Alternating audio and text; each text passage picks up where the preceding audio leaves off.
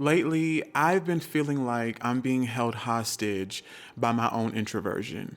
There is an excerpt from a book I read recently, Friendship in the Age of Loneliness, and it says, inertia has played a large role in determining the people I surround myself with, and I want to become more active about curating who I spend time with in acknowledgement of how much we are influenced by those around us. This excerpt pretty much sums up how I'm feeling and probably how many of you are feeling, hence why you clicked on this video. Right now, I am tired of being an introvert. So in this video, we're going to talk about the challenges of the introvert who desires to be more social and the proactive roles we can take to do it. I've read a study that says social media is a huge part of the loneliness problem.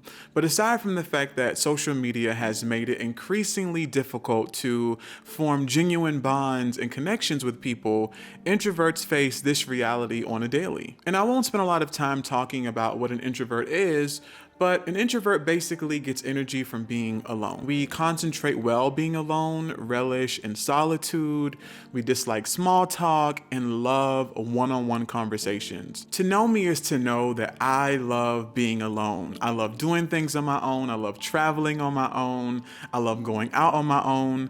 But recently, I've been feeling like, because of this, my social life is suffering. My network in my field is suffering. Too many times, all the time, I have relied on my friendships and networks to come from inertia, pretty much work or people who decide to talk to me first. I've created bonds and friendships with people who I work with or their colleagues that they've introduced me to, and they're great. But the issue with this is when you allow people to come into your life without forming your own friendships and bonds, you meet great people, but you don't necessarily meet your people, meaning meeting people who enjoy doing the things that you do, you have the same likes and interests, you have the same perspectives, and so forth and so on. And this is important, of course, because it determines how often you want to do things with these people, go out with these people, and do things that actually build into a friendship. Research shows that it takes about 50 hours of spending time together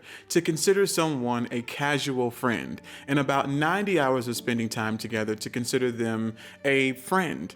And I think back to the last 4 going on 5 years that I've been in LA, and even with the group that I hang around all the time, I don't know that we've spent at least 90 hours together. I think we're still within that casual stage, maybe a little more.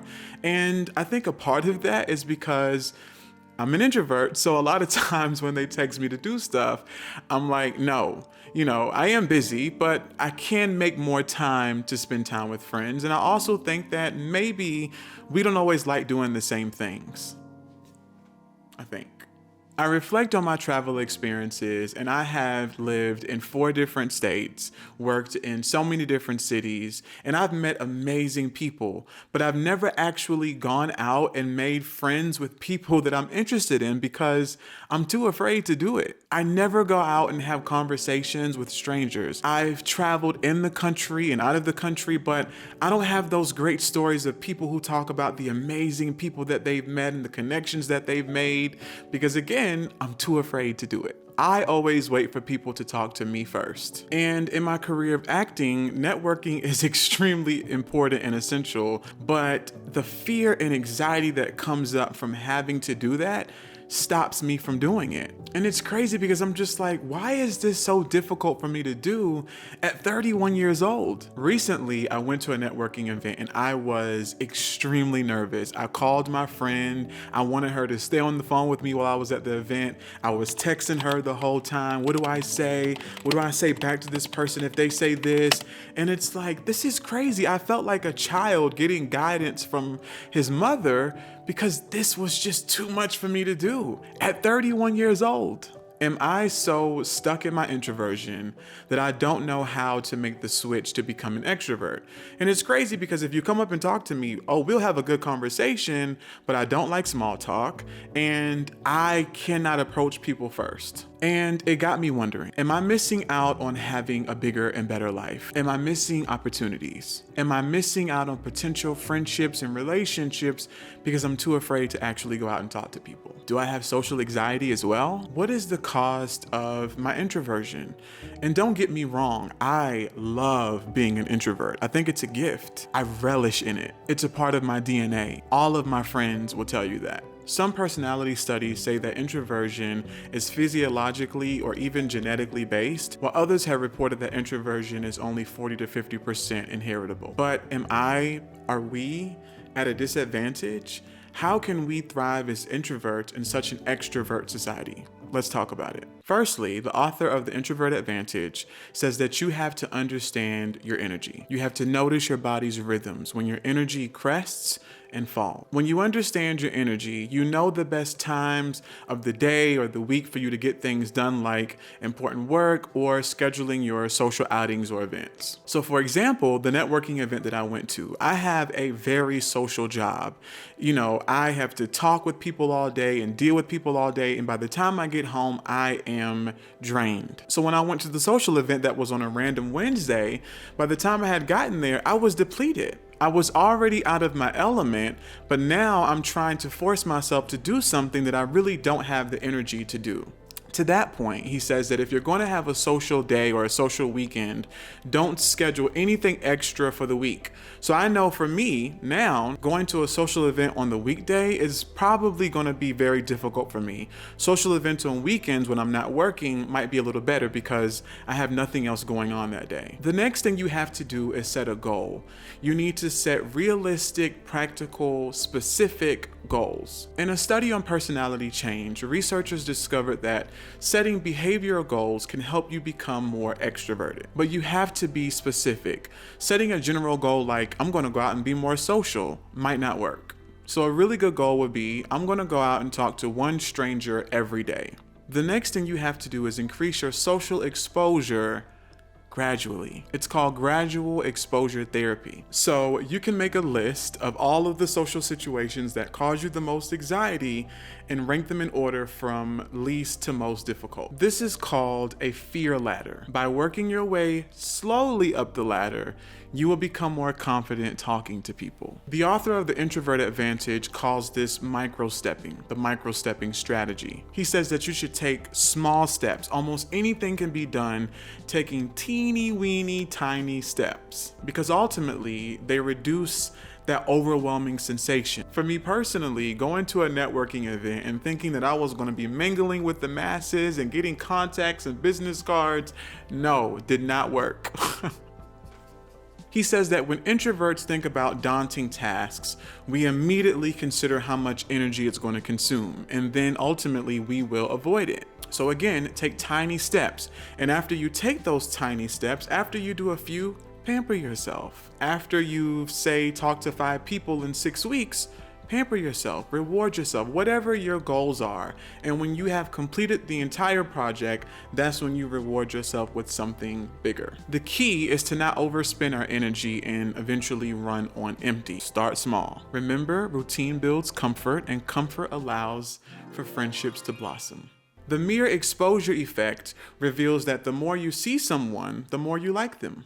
Repetition is key to making friends and networking. It's not about getting out there, it's about getting out there to the same events and exposure to the same group of people. So we should be signing up for ongoing activities, things like book clubs, acting classes, improv groups, gardening, more than going to a bar or a one-off event, because it's really hard for us as introverts to establish real connections and actually be comfortable talking to people the first time. Maybe you'll feel comfortable the second or third time you go. Do not go out for drinks. Drinks don't allow for deep, meaningful conversations and for you to actually form genuine bonds and connections with people. There are wonderful apps that can help you connect with friends like Eventbrite, We3, Meetup, Nextdoor, Marco Polo, Bumble BFF, Friender. There's so many.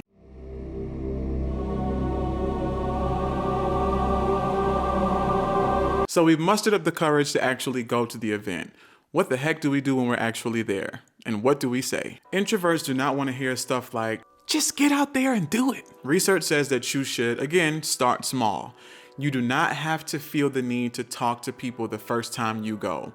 Maybe just being there, getting out of the house, exposing yourself will help. Someone will eventually talk to you, and this will lead you to being more comfortable. Prepare some conversations. Start with small talk. You don't want to be weird, throwing out some deep stuff the first time you meet somebody. Start with small talk, but eventually lead into more intentional, meaningful conversations that introverts love to do. Remember to pace yourself. Make sure you take breaks in between social events, and make sure you take breaks when you're at the social event. Introverts can become extroverts. It's just going to consume a lot of energy. So again, you don't want to overspend yourself, because if it becomes too much, we're going to start avoiding it and we won't want to do it anymore. And when I was reading Friendship in the Age of Loneliness, I love this advice. One of the author's friends actually creates what's called a friendship card. He doesn't do business cards, he creates friendship cards. On one side of the card, it says, "Let's be friends." On the other side of the card, it has his contact information. I love that idea. It takes out that whole daunting task of, hey, do you want to exchange numbers? So whenever you meet someone interesting, give them your friendship card. Of course, you don't want to be awkward just handing out your card to people.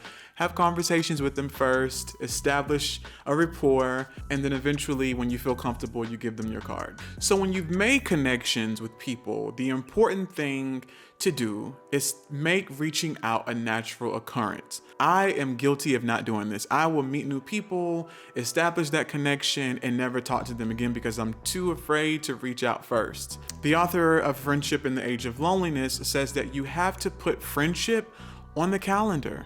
Put social events on the calendar. That guy who creates the friendship cards, he has events planned every month for his friends and his new friends to do. He will do picnics in the park, potlucks, and so forth. Make sure you're scheduling time to interact with your new friends and even your old friends. Keep those relationships going. And remember, the goal is not for us to lose who we are. The goal is for us to be able to modify and adjust, to be able to live our best lives and not feel restricted by our own social anxiety and introversion. And sometimes we have to use what's called free traits. Free traits are behaviors or qualities that we take on when we need it. I also read the book, Sorry I'm Late, I Didn't Want to Come.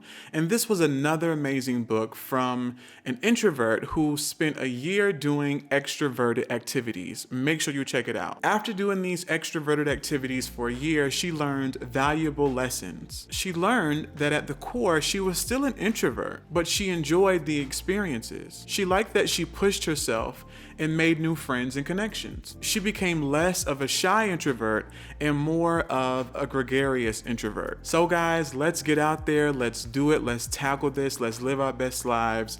And remember, one small action sets off so many more. We can do it. I would love to hear from you. I would love to hear about your stories of being an introvert and how you think it's maybe stopping you in life, how you're overcoming it, or what your plans are to do it. Thank you so much for watching this video. Make sure you like, share, and subscribe, and I'll make sure to put some resources down in the description as well as the books that I mentioned. Bye.